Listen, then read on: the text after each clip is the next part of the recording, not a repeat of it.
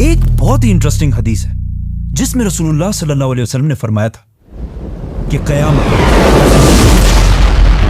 तब तक नहीं आएगी जब तक तुम मुसलमान ऐसे लोगों से नहीं लड़ोगे जिनकी शक्लें बिल्कुल रेड लाल होंगी, उनके नाक बिल्कुल फ्लैट होंगे, उनकी छोटी छोटी आंखें होंगी और चेहरे बिल्कुल शील्ड्स की तरह फ्लैट होंगे और जिनके जूते बालों से बने होंगे।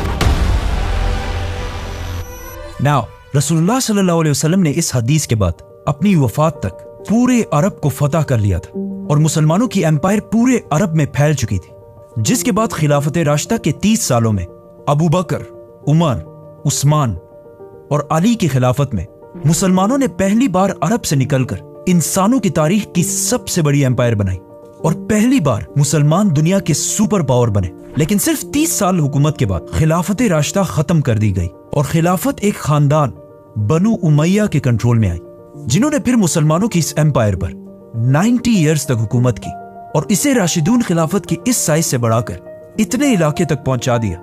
उमैया खिलाफत ने इतने बड़े इलाके को तो फतह कर लिया था, लेकिन बनु उमैया की खिलाफत में एक बहुत बड़ा मसला था कि यह खिलाफत सिर्फ और सिर्फ अरबों की थी, जिसमें नॉन अरब लोगों की कोई हैसियत नहीं थी। इस हद तक अरब कि इतनी बड़ी एम्पायर के बावजूद अरब हमेशा इस पूरी एम्पायर में बाकी अवाम से बहुत कम मिलते थे और किसी नॉन अरब को अरब से शादी करना इम्पॉसिबल था। और बनु उमैया की गवर्नमेंट में सारे पोस्ट सिर्फ अरबों के पास थे। ये उसी तरह था जिस तरह आज यूएई और सऊदी में पाकिस्तानियों और इंडियंस को ट्रीट किया जाता है। इस सब से तंग आकर उमैया खिलाफत के खिलाफ उनके मुल्क के अंदर से ही बगावत हुई और एक और खानदान अब्बासियों ने खिलाफत संभाली, जो रसूलुल्लाह सल्लल्लाहु अलैहि वसल्लम के चचा हजरत अब्बास रज़ियल्लाहु तआला अन्हु की औलाद थे।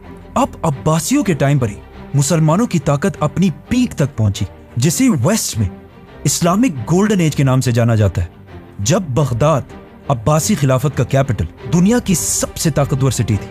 अब्बासी खिलाफत ने दुनिया की सुपर पावर होने के साथ साथ एक बहुत ही यूनिक काम किया कि उन्होंने अपने कैपिटल बगदाद के अंदर दुनिया की सबसे बड़ी लाइब्रेरी बनाई, जिसे हाउस ऑफ विजडम कहा जाता था।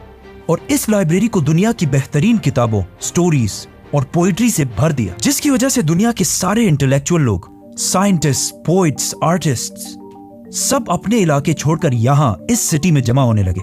अब्बासी खलीफा ने इस हाउस ऑफ विजडम में एक पोर्शन ट्रांसलेशन के लिए बनाया, ताकि यहाँ पर लोग बैठकर दुनिया के पुराने अजीम लोगों की राइटिंग्स को अरबी जबान में ट्रांसलेट कर सके। और जब ये ट्रांसलेशन शुरू हुई तो आहिस्ता आहिस्ता अरबी जबान दुनिया की सबसे ताकतवर जबान बनने लगी, जिस तरह आज इंग्लिश जबान है। अब्बासी खिलाफत ने दुनिया में पहली बार साइंटिस्ट को अपने रिसर्च करने के लिए फंडिंग करना शुरू की, जिसकी वजह से दुनिया में बड़े बड़े मुसलमान साइंटिस्ट सामने आए, जैसे कि बगदाद के इस हाउस ऑफ विजडम का हेड, जिसका नाम था अल-ख्वारिज़मी, A man named Al-Khwarizmi, जिन्होंने पहली बार दुनिया में अलजबरा इंट्रोड्यूस किया, was one of the greatest mathematicians of all time, a Muslim, worked in the golden age of Islam. जो आज भी दुनिया के साइंस में बहुत बड़ी इंपॉर्टेंस रखता है। अब्बासी खिलाफत में साइंस के साथ साथ आर्ट्स भी बहुत आगे बढ़ा और इसी दौर में अल्फ लैल व लैल जैसी किताब लिखी, 1001 Nights, जिसमें ऐसी स्टोरीज लिखी गई जिन पर आज तक हॉलीवुड में मूवीज बनाई जाती हैं। For example Aladdin, Ali Baba, They all know about Alibaba. और सिम्बाद वगैरह। इन शॉर्ट मुसलमान दुनिया के सुपर पावर थे और इन्हें चैलेंज करने वाला दुनिया में कोई भी नहीं था। लेकिन जब भी हिस्ट्री में कोई एम्पायर इस लेवल तक पहुंचती है तो उससे आगे सिर्फ एक ही रास्ता होता है, डिक्लाइन। हुआ यूं कि अब्बासियों से पहले उमैया खिलाफत एज वी नो कि सिर्फ अरबों की खिलाफत थी, लेकिन अब्बासी खिलाफत उमैया से बिल्कुल ऑपोजिट थी। मतलब इस खिलाफत के दौर में एम्पायर के हर कोने से लोग गवर्नमेंट में शामिल थे, पर्शियंस, टर्क्स, ग्रीक सब। और एक अब्बासी खलीफा ने तो तुर्कों की एक बहुत पावरफुल फौज भी बनाई, सल्जूक फौज। और ये फौज टाइम गुजरने के साथ साथ इतनी स्ट्रांग हो गई कि इसने अब्बासी खिलाफत को मजबूत करने के बजाय खिलाफत का सारा कंट्रोल अपने हाथ में ले लिया, जिसके बाद खलीफा सिर्फ एक नाम का खलीफा था और मुल्क की सारी ताकत सल्जूक फौज के पास थी। ये ऐसा है जैसे आज किसी मुल्क का प्राइम मिनिस्टर सिर्फ नाम का प्राइम मिनिस्टर हो और मुल्क की सारी ताकत किसी और के पास हो। सॉरी। सल्जूक फौज के कंट्रोल के बाद इसी फौज की वजह से आहिस्ता आहिस्ता अब्बासी खिलाफत कमजोर होती गई और उनकी इस इतनी बड़ी एम्पायर में हर तरफ बगावतें स्टार्ट होने लगी, जिससे आखिर ये इतनी बड़ी एम्पायर छोटे छोटे हिस्सों में डिवाइड हो गई, जिसकी वजह से मुसलमानों के हाथ से पहली बार फलस्तीन छीन लिया गया। इस सब से बहुत साल पहले पहली खिलाफत में जब हजरत उमर रज़ियल्लाहु तआला अन्हु इन सारे इलाकों को फतह कर रहे थे तो उन्होंने क्रिश्चियंस की सबसे होली सिटी जेरूसलम को भी फतह कर लिया था। उसके बाद अगले 450 साल तक किसी की भी हिम्मत नहीं हुई थी कि वो फलस्तीन मुसलमानों से ले सके। लेकिन जब अब्बासी खिलाफत कमजोर हो गई और मुसलमान बहुत छोटे हिस्सों में डिवाइड हो गए, तो इस टाइम का यूरोप के क्रिश्चियंस ने फुल फायदा उठाया और यरूशलेम फलस्तीन को मुसलमानों के हाथ से छुड़ाने के लिए एक बहुत बड़ी जंग स्टार्ट की, the crusades, the mightiest battle between Christianity and Islam. और आखिर 1099 में उन्होंने फलस्तीन और जेरूसलम फतह करने के बाद हजारों मुसलमानों, बच्चे, औरतें, बूढ़ों को शहीद कर दिया और उनके घरों को आग लगा दी। एक किताब में तो ये तक लिखा है कि क्रूसेडर्स ने मुसलमान माओं से उनके बच्चे छीनकर बड़ी बड़ी बिल्डिंग से नीचे फेंक दिए। मुसलमानों ने इन क्रूसेडर्स से भागकर घरों और मस्जिदों में छुपने की कोशिश की, लेकिन क्रूसेडर्स ने बजाय इसके कि उनको निकाला जाए, क्रूसेडर्स ने उन घरों को बाहर से आग लगा दी, जिससे हजारों मुसलमान जलकर राख हो गए। अगर आप सोचेंगे कि इतना जालिम कोई कैसे हो सकता है, तो आज भी फलस्तीन में यही सब कुछ एग्जैक्टली इसी तरह हो रहा है। क्रिश्चियंस के जुल्म से कुछ ही मुसलमान वहां से बचकर निकले और ये मुसलमान मस्जिद अक्सा से उस पुराने कुरान मजीद को भी अपने साथ लेकर गए जो हजरत उस्मान के दौर में लिखा गया था। इस सब जुल्म के बावजूद दुनिया में मुसलमानों का ऐसा कोई लीडर भी नहीं था जो फलस्तीन को दोबारा फतह कर सके। लेकिन फलस्तीन खोने के सिर्फ 40 साल बाद इराक में एक आम से सोल्जर नजमुद्दीन अयूब के घर में एक बच्चा पैदा हुआ। यूसुफ सलाहुद्दीन अयूबी के नाम से याद किया जाता है। सलाहुद्दीन अयूबी 25 साल की एज में अपने चाचा के साथ इराक छोड़कर इजिप्ट की तरफ गए और वहां आहिस्ता आहिस्ता बहुत लंबी स्ट्रगल के बाद इजिप्ट के बादशाह सुल्तान बन गए। ये बहुत लंबी कहानी है, इसे फिर करेंगे। अब जब यहाँ इजिप्ट में सलाहुद्दीन अयूबी इजिप्ट के बादशाह बनने की तरफ जा रहे थे, तो इसी दौरान यहाँ से बहुत दूर मंगोलिया में एक छोटे से गांव के एक छोटे से कबीले के सरदार के घर में भी एक बच्चा पैदा हुआ जिसका नाम था थेमोजिन चंगेज खान।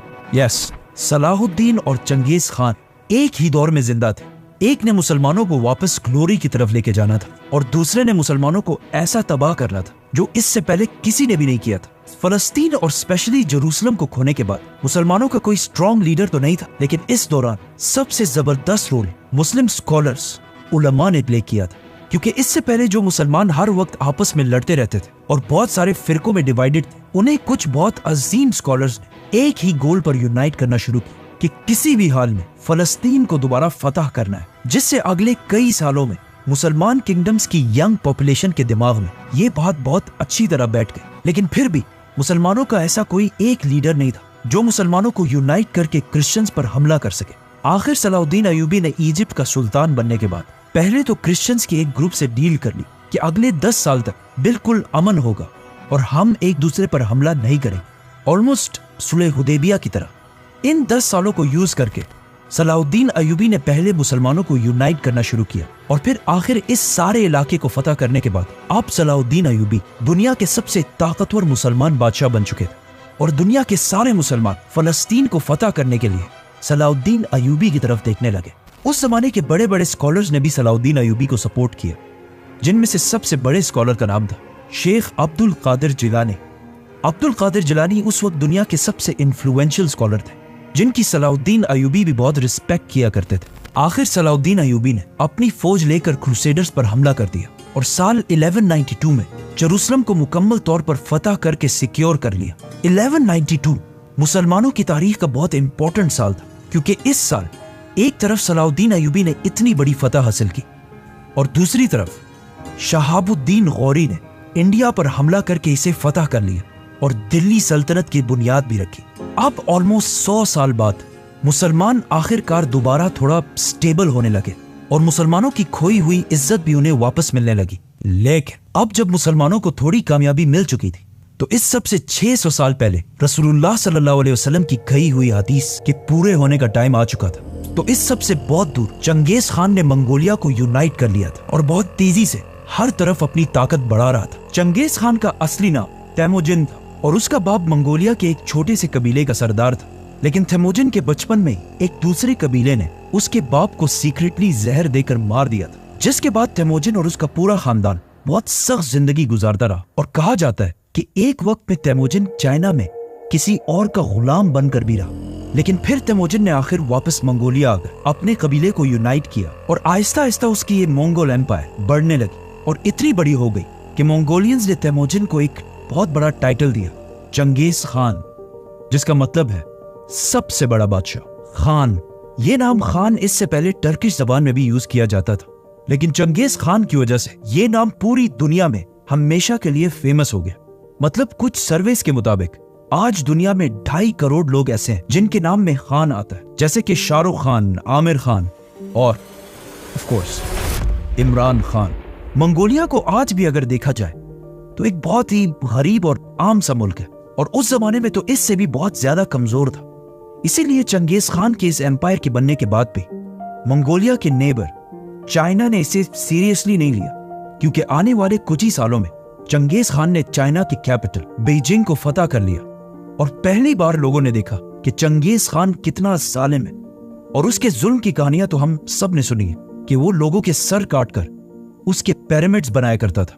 लेकिन ये जुल्म चंगेज खान का कोई शौक नहीं था, इस जुल्म से उसे बहुत बड़ा फायदा था। मतलब उसने अपनी पूरी फौज को 10 आदमियों के ग्रुप्स में डिवाइड किया, और फिर 10 से 100, और फिर 100 से 1000, और 1000 से 10,000 के ग्रुप्स। नाउ चंगेज खान ने अपनी आर्मी के लिए एक रूल बनाया था कि हर 10 लोगों के ग्रुप में अगर एक बंदा भी जंग छोड़कर भाग जाएगा तो उसके ग्रुप के बाकी 9 लोगों के सर काट दिए जाएंगे, जिससे चंगेज खान की आर्मी के सोल्जर्स एक दूसरे को जंग से भागने ही नहीं देते थे, और जो भी भागने की कोशिश करता था उसे उसकी आर्मी खुद ही मार देती थी।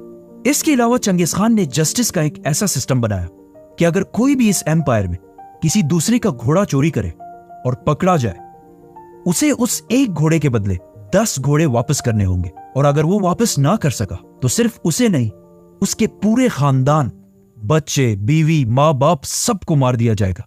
इस तरह चंगेज खान की ये जालिम एम्पायर बहुत तेजी से फैलने लगी, और आखिर मुसलमानों की एक एम्पायर ख्वारिज्म से टकरा गई।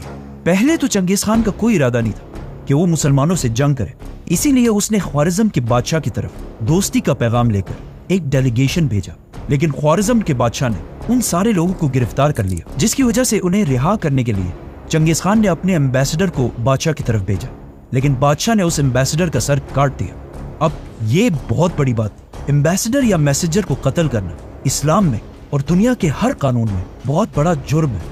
जब मंगोलिया में चंगेज खान को इसका पता चला तो उसे बहुत गुस्सा आया, और अब उसकी इज्जत का सवाल भी था। तो उसने अपनी सबसे बड़ी फौज 1 लाख की फौज लेकर ख्वारिज्म की तरफ रवाना हुआ, और यहाँ मुसलमानों और मंगोल्स के दरमियान अगले 100 साल की जंग शुरू हुई। चंगेज खान ने बहुत तेजी से ख्वारिज्म की इस पूरी एम्पायर को खत्म कर दिया, और हर सिटी को फतह करने के बाद वहां की सारी पॉपुलेशन के सर काट दिए, और फिर उनके पिरामिड्स बनाए, ताकि पूरी दुनिया को पता चल जाए कि चंगेज खान से फड्डा लेना कोई आसान काम नहीं है। चंगेज खान के हमले से पहले ख्वारिज्म एम्पायर, जिसमें आज अफगानिस्तान, उज्बेकिस्तान, ताजिकिस्तान जैसे इलाके हैं, इनकी आबादी 2 मिलियन 20 लाख के करीब थी, और चंगेज खान के हमले के बाद अब यहाँ की आबादी सिर्फ 2 लाख रह गई थी। मतलब चंगेज खान ने 18 लाख मुसलमानों को शहीद किया था। इन इलाकों को फतह करने के बाद एक दिन चंगेज खान ने सारे मुसलमानों को एक मस्जिद में जमा किया, और फिर खुद मिंबर पर चढ़ा और सारे मुसलमानों से कहा कि मैं तुम्हारे रब की तरफ से तुम पर अजाब बनाकर भेजा गया। इसके बाद मंगोलियन एम्पायर और भी बढ़ती गई, और ऊपर रशिया को भी फतह कर लिया। लेकिन उसी दौरान मंगोलिया में चंगेज खान फौत हो, और अपने बाद अपने बेटे उगुदाई को सबका बादशाह बनाया, और अपनी पूरी एम्पायर को अपने बेटों में डिवाइड कर दी। लेकिन चंगेज खान के जाने के बाद भी मंगोल एम्पायर हर तरफ फैलती गई, और आखिर बहुत साल बाद चंगेज खान के पोते हलाकू खान ने एक और बहुत बड़ी फौज तैयार की, और उसे लेकर बगदाद अब्बासी खिलाफत के कैपिटल की तरफ बढ़ने लगा, जो उस वक्त दुनिया की सबसे बड़ी और सबसे पावरफुल सिटी थी। अब चाहिए तो ये था कि उस वक्त के मुसलमान यूनाइट होकर मंगोल से लड़ते, लेकिन उस वक्त के मुसलमान इतने फिरकों में डिवाइड हो चुके थे कि मंगोल एम्पायर से लड़ने से ज्यादा वो एक दूसरे से डिबेट्स और मुनाजरों में ज्यादा इंटरेस्टेड थे। हलाकू खान ने हर तरफ से बगदाद को घेर लिया, और फिर आखिर 1258 बगदाद को मुसलमानों से छीन लिया और मुसलमानों के खलीफा को कत्ल कर दिया, जिसके बाद अब्बासी खिलाफत 500 साल तक हुकूमत करने के बाद हमेशा के लिए खत्म। बगदाद फतह करने के बाद हलाकू खान की फौज ने इतना खून बहाया कि कहा जाता है कि बगदाद में दरियाए फुरात का कलर मुसलमानों की खून की वजह से कई दिन तक बिल्कुल रेड, और रेड कलर के बाद यूफ्रेटिस रिवर का कलर ब्लैक हो गया, क्योंकि हलाकू खान ने बगदाद के हाउस ऑफ विजडम, जो दुनिया की सबसे बड़ी लाइब्रेरी थी, उसके सारे किताब जलाकर राख कर दिए और उन्हें दरिया में फेंक दिया, जिसकी वजह से दरियाए फुरात का कलर कई महीने तक बिल्कुल ब्लैक था। हिस्ट्री में मुसलमानों पर इतना सख्त टाइम कभी भी नहीं आया कि सिर्फ मुसलमानों को नहीं बल्कि इस्लाम की सबसे होली साइट्स को भी खतरा हो, क्योंकि अब्बासी खिलाफत को खत्म करने के बाद अब मंगोलों के सामने सिर्फ एक और सल्तनत थी, ममलूक सल्तनत। और अगर ये इसे भी हरा देते तो मक्का और मदीना का कंट्रोल भी मंगोल्स के पास चला जाता, तो वो 100% मक्का में काबा को गिरा देते। बट ऐसा नहीं हुआ। जब मंगोल्स बगदाद फतह करके आगे बढ़े तो ये देखकर इजिप्ट के ममलूक सुल्तान ने अपने जनरल बेबर्स के साथ मंगोलों से लड़ने का फैसला किया। सुल्तान को सबने समझाने की कोशिश की कि मंगोलों से लड़ना इम्पॉसिबल काम है, क्योंकि उस जमाने के लोगों और कुछ बड़े बड़े स्कॉलर्स ने भी ये कह दिया था कि ये मंगोल ही असल में याजूज माजूज है और बस इसके कुछ ही अरसे बाद कयामत आने वाली, तो इनसे जीतना नामुमकिन है। लेकिन फिर भी सुल्तान और उसका जनरल बेबर्स मंगोलों के खिलाफ एक फौज जमा करने लगे। अब इसी दौरान मंगोलिया में हलाकू खान का भाई, जो उस वक्त पूरे मंगोल एम्पायर का बादशाह था, मार दिया गया। तो हलाकू खान मजबूरन अपनी बड़ी फौज लेकर वहां से वापस चला गया और एक छोटी फौज को यहाँ पर छोड़ा। और आखिर फलस्तीन में एन जालूत के मकाम पर मंगोल्स और मुसलमानों की फौज आमने सामने हुई। ये एन जालूत इलाका फलस्तीन में है और इसे एन जालूत इसलिए कहा जाता है क्योंकि यहूदियों के मुताबिक ये वही एग्जैक्ट जगह है जहाँ पर इससे हजारों साल पहले दाऊद अलैहिस्सलाम ने एक बहुत बड़े वॉरियर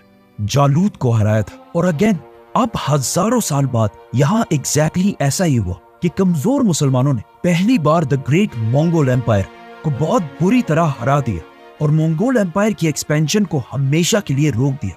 मतलब ये जंग हारने के बाद मंगोल एम्पायर कभी भी इससे आगे नहीं बढ़ी। ये थी मंगोल्स और मुसलमानों की जंग, जिसका इससे बहुत साल पहले रसूलुल्लाह सल्लल्लाहु अलैहि वसल्लम ने पहले ही बता दिया था, जो आखिर एन जालूत की जंग के साथ खत्म हो गई। लेकिन फिर भी मुस्लिम दुनिया के एक बहुत बड़े हिस्से पर मंगोल्स का कंट्रोल था और उन्हें दुनिया में कोई भी चैलेंज नहीं कर सकता। लेकिन फिर आहिस्ता आहिस्ता यही मंगोल यहाँ के रिलीजन इस्लाम को स्टडी करने लगे और आखिर इतना इम्प्रेस हुए कि सारा मंगोल खानदान जो इन इलाकों में आबाद था मुसलमान हो गया और ये सारे इलाके दोबारा इस्लाम के कंट्रोल में आए। अगर आप चंगेज खान की औलाद के सारे नाम देखें तो पहले इन सारों के नाम बिल्कुल मंगोल नाम, जैसे कि ओगोदाय, जोची, हलागू, लेकिन आहिस्ता आहिस्ता इनके नाम मंगोल से मुसलमान नाम होने लगे, जैसे कि मोहम्मद, तैमूर, यूनुस और बाबर। क्योंकि इंडिया पर बहुत साल हुकूमत करने वाली मुगल एम्पायर इसी चंगेज खान की औलाद में से थी। हजरत उमर और चंगेज खान में एक बात कॉमन है कि इन्होंने अपने जमाने की सबसे बड़ी और सबसे ताकतवर एम्पायर्स बनाई थी। लेकिन इन दोनों एम्पायर्स में एक बहुत बड़ा डिफरेंस है कि आज चंगेज खान को सिर्फ एक जालिम के तौर पर याद किया जाता है, लेकिन हजरत उमर को पूरी दुनिया एक ग्रेट लीडर मानती है। सब्सक्राइब।